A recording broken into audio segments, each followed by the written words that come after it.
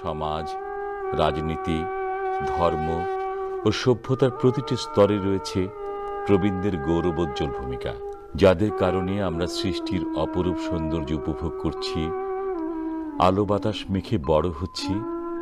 সেই প্রবীণরা সমাজে আজ অবহেলা, অবজ্ঞা আর অশ্রদ্ধার পাত্র। আমাদের বয়োবৃদ্ধ প্রবীণদের সমাজে রাস্তা করে নির্বাসন দিতে দ্বিধাবোধ করি না, ফেলে রাখি বৃদ্ধাশ্রমে, হয়তো ফুটপাতে অথবা ঘরের এক কোণে পরিত্যক্ত আসবাবপত্রের পাশে। মুন্নি, মুন্নি, ওই মুন্নি, মুন্নি রে, কি রে, কেমন আছিস? ঈদে কি তোর ওইখানে ঈদ করবো না এখানে করবো? শুক্রটা তো বলছে ঈদের পরে নিয়ে যাবি, তুইও তো বললি ঈদের পরে নিয়ে যাবি, ওই যে কানলি বললি আম্মা মাপ করো ঈদের পরে নিয়ে যাবো, নিয়ে যাবি? তাহলে মনটা খুব খুশি লাগবে। নিয়ে যা, আবার যদি তুই মনে করিস যে না এখানে রাখবি, এখানে ভালোই আছি, থাকবো, এখানে আবার আছে, তো তোদের কোনো ডিস্টার্ব করবো না। এখানে তুই আসতে বলছিস, আসছি, কোনো ডিস্টার্ব করবো না, যা তুই যখন যা হুকুম করবি তাই।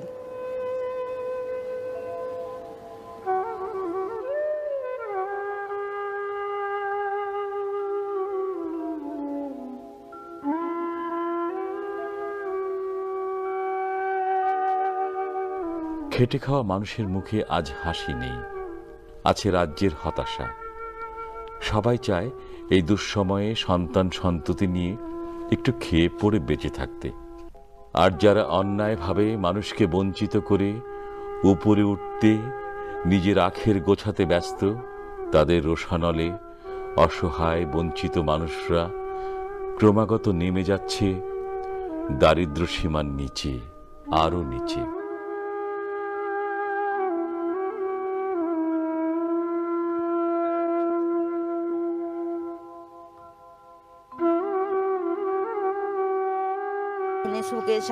সুখে শান্তিতে ভালোই আছি। ওই যে আমার মানুষ এই আহে না, আমি কান্দাকাটি করতে আছি ভাই। আমার মানুষ এই যে আমার পোলাফানে এই যে আমারে দিয়া গেছে, ফোনও করে না, খোঁজ খবরও লয় না। কুরবানি দিতে রাইতে আছে, কত মানুষ চাইবো, আমি চাইতে পারলাম না ভাই। আমার তুই আমার কাছে বাঁচিয়ে দিতে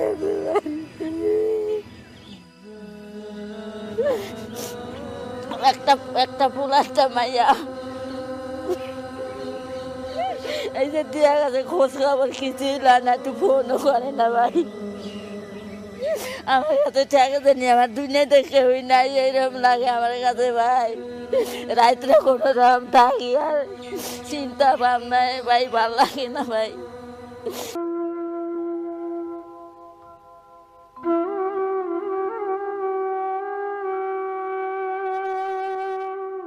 ভাগ্যের কি নির্মম পরিহাস! বৃদ্ধ বয়সের জীবন সন্ধ্যায় এসে নিজেদের সন্তানদের দ্বারাই অপাংতেয় হয়ে যাচ্ছেন তারা।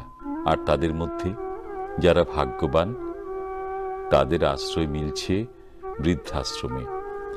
আর অধিকাংশ হয়তো চোখের পানি ফেলে অনাহারে অর্থাহারে শেষ অধ্যায়টি অত্যন্ত করুণভাবে অতিবাহিত করে চলেছেন।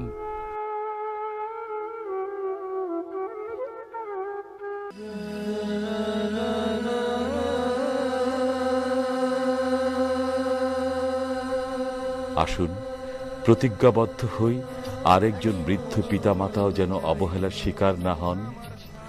ঘরের পরিত্যক্ত আসবাবপত্র হিসেবে নয়, পিতামাতার অবস্থান হোক সংসারে সবচেয়ে দামি অলংকারের মতো, সবচেয়ে মূল্যবান সম্পদের মতো। থাকবো পাশাপাশি, সেই দিনটার স্বপ্ন দেখি।